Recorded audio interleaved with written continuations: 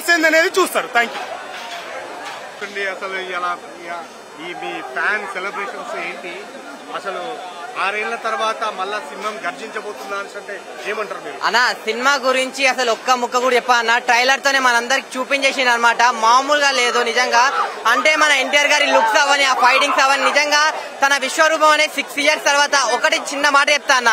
మొన్న నోవోటల్ దగ్గర ప్రీల్ ఈవెంట్ జరగని అందుకే అలా ఉందంటే, ఈ సినిమా ఇంకా రిలీజ్ అయిన తర్వాత ఇప్పుడు 1 AM షోకి ఎంత అంటే నిజంగా చాలా అంటే చాలా బాగా అనిపిస్తుంది అన్న నాకైతే. ఫస్ట్ మెయిన్ గా ఈ సినిమాకు ఎందుకు వచ్చిన అంటే ఎన్టీఆర్ అన్న కోసం ఇంకా ఫైటింగ్స్ అన్న.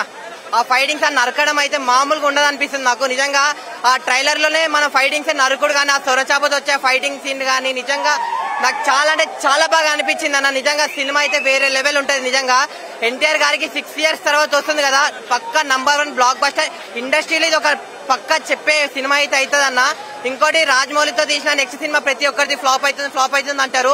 ఆ రికార్డ్ పక్క మా ఎన్టీఆర్ అన్న బ్రేక్ చేశాడన్న. ఎందుకంటే ఎన్టీఆర్ అన్న పక్క ఈ సినిమాతో ఇట్టు కొట్టబోతున్నాడు కాదు, నిజంగా ఇట్టు కొట్టేశాడు అనుకోండి. నిజంగా ఒక 2-3 hours లో మీకే తెలుస్తుంది సినిమా ఎలా ఉంటుందో. నిజంగా ఇంకోటి చాలా మంది నెగిటివ్ గా చెప్తున్నారు, చాలా మంది తిడుతున్నారు, వీళ్ళంతా అంటున్నారు ట్రైలర్ బాగాలేదంటున్నారు, సాంగ్స్ బాగాలేదన్న. వాళ్ళందరికి ఒకటే చెప్తున్నా, దెంగుతే దేవర అంటారు రాబాయ్. నిజంగా ఒకటే మాట, ముందు దేవర చూడండి, మీ అందరికి నచ్చుతా అంతే. Thank you. సో ఎలా సినిమా మాత్రం ఆల్మోస్ట్